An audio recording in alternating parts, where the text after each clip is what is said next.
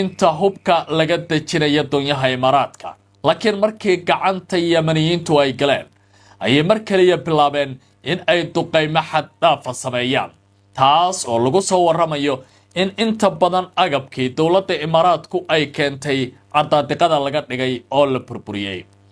arintani markii ay dhacdo kadib dawladda Imaaraadku si degdeg ah war uma soo saareen hase yeeshee war ka soo baxay wasaaradda amuraha dibadda ee Sacuudiga ayaa lagu yiri Imaaraadku waxa uu ka shaqeynayaa wax halis ku ah qaliijka iyo guud ahaanba gobolka Bariga Dhexe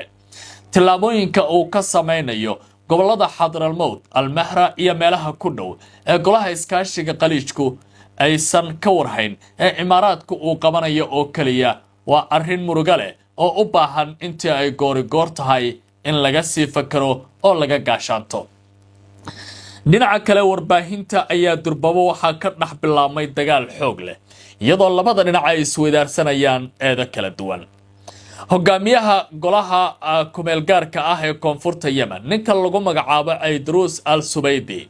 isla markaana dawladda Imaaraadka iyo Israa'iil gacan saar la leh ayaa iminka wajahaya culaysadii ugu baanaa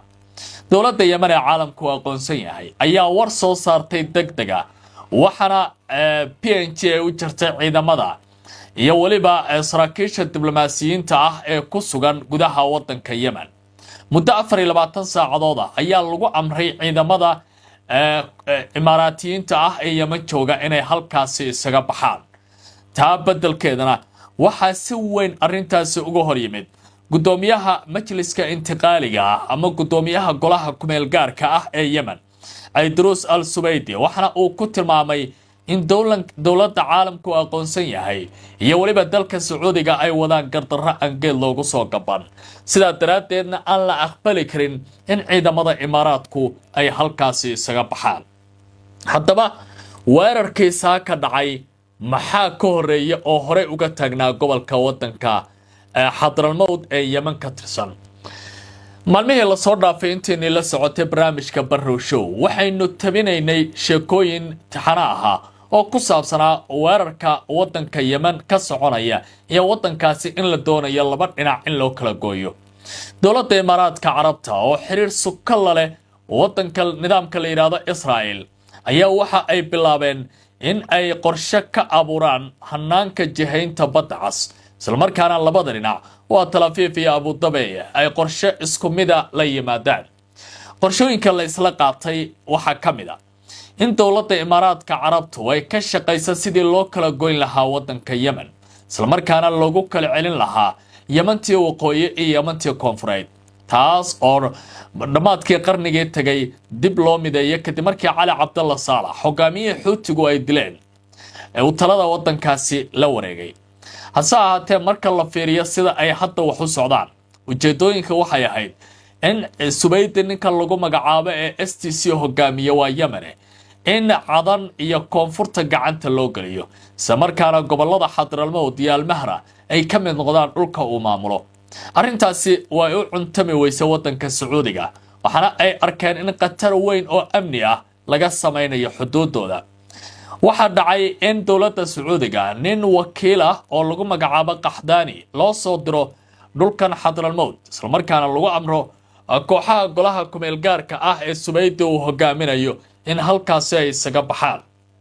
iyadoo lala kaashanayo dawladda Imaaraadka iyadoo wada hadalladaasi ay socdeen ayaa waxa soo baxay Imaaraadku in ay wali hubeynayaan kooxdan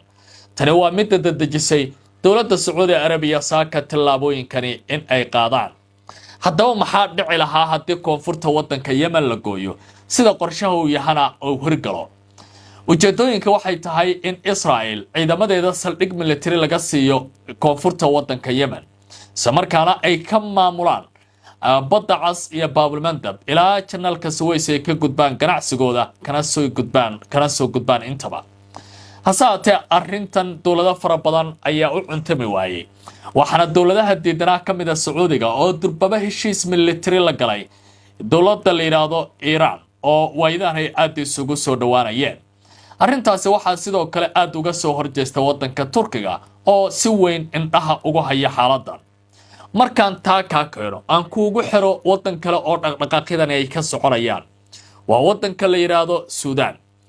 ciidamada wadanka Suudaan ee dowladda caalamku aqoonsan yahay ee Burhaan uu hogaamiyo ayaa sidaan oo kale wajahaya qatar kale oo ballaaran. ujeedada waxay tahay kooxda dacmo sariic oo ay taageerayaan Israel iyo Imaaraadku inay la wareegaan dekedda weyn ee Port Sudan iyo dhulka xeebaha badda cas ku dheerarsan. ujeedada waxay tahay in dhinaca Suudaan qalqalka ka iman lahaa meesha laga saaro. ugu yaraana wadankaasi haddii aan xitaa taa dhicin la kala jaro oo Suudaan laba wadan loo kala qaybiyo. si lamida arrintani waxa ay u soo wareegaysaa wadanka gobolka Geeska Afrika iyadoo indhaha lagu hayo Soomaaliya. dowladda Imaaraadka Carabta oo in muddo aba xeebaha Soomaaliya si weyn u baadi goobaysa loolan adagna kula jirta wadanka Turkigu waxa ay bilaabeen in ay gadaal ka riixaan aqoonsiga Somaliland. waxana ay u mareen Israel iyadoo ilaa iyo hadda dowladda Abu Dhabi aanay ka hadal qorshaha iyo tallaabada Israel ay ku dhaqaaqeen inkasta oo xalay fagaaraha diblomaasiyadda caalamku ay kala kulmeen wajigaba xoog leh. ujeedada ugu ballaaran waxay tahay xeebaha ku dheerarsan ama laga gala badda cas iyo badda Carabta ee Soomaaliya gaar ahaan dhinaca Somaliland in Imaaraadku iyo xulafadooda ay la wareegaan si taas ay u dhacdana la aqoonsada Israel isla markaana la aqoonsada Somaliland oo Israel ay tallaabooyinkaasi qaadaan oo ay ku dhaqaaqaan taasoo hadda xiisadeedu ay aad u taagan tahay.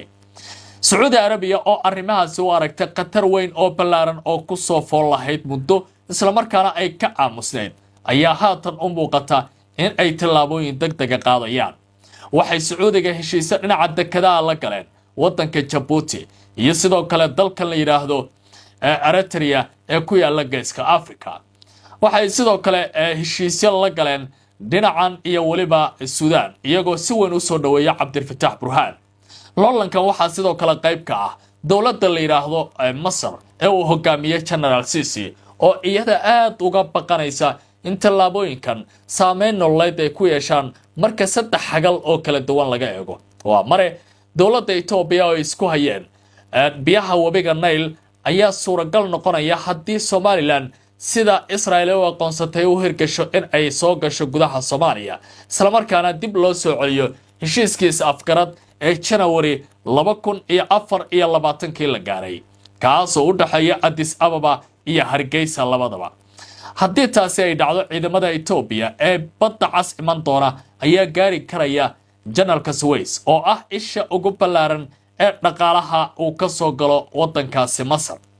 mar kale dowladda Masar ayaa saameyn waxa ku yeelanaya in ay ku qasbanaato cadaadis dhinacyadan isbahaysanaya uga iman karaya iyadoo ay ku qasban tahay marinka Philadelphia inay furaan oo boqolaal ama kumanaan aan iraahdee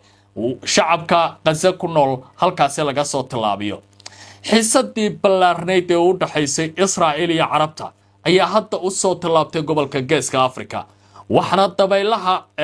khilaafaadku ay dhabarayaan Soomaaliya, Yemen iyo wadanka Suudaan. lama oga arrintan siday isku bedeli doonto. wax kasta waxay ku xiran yihiin tallaabooyinka ay qaadaan dowladaha waaweyn ee adduunka oo mararka qaar ay suuragal tahay inay ka hortagi karaan ficilada Imaaraadka iyo Israel ay si wada jira u sameynayaan. dowladaha arrintan ka hortagaya ee loolanka ku jira waxaa ka mid ah Turkiga oo haddaba damcay in uu gaaro xeebaha gobolada waqooyi ee Soomaaliya. waa haddii dowladda madaxweyne Xasan Sheekh rabitaanka Ankara inay halkaasi saldhigyo ku yeelato ay hirgeliso. haddii xaaladdu ay sidan ku sii socoto waxa laga baqayaa dagaalo ballaaran oo wajiyo kala duwan leh dhinacyadana ay kala taageerayaan in ay gobolkan ka dhacaan taasoo macnaheedu noqonayo Soomaaliya waxay gali doontaa dagaal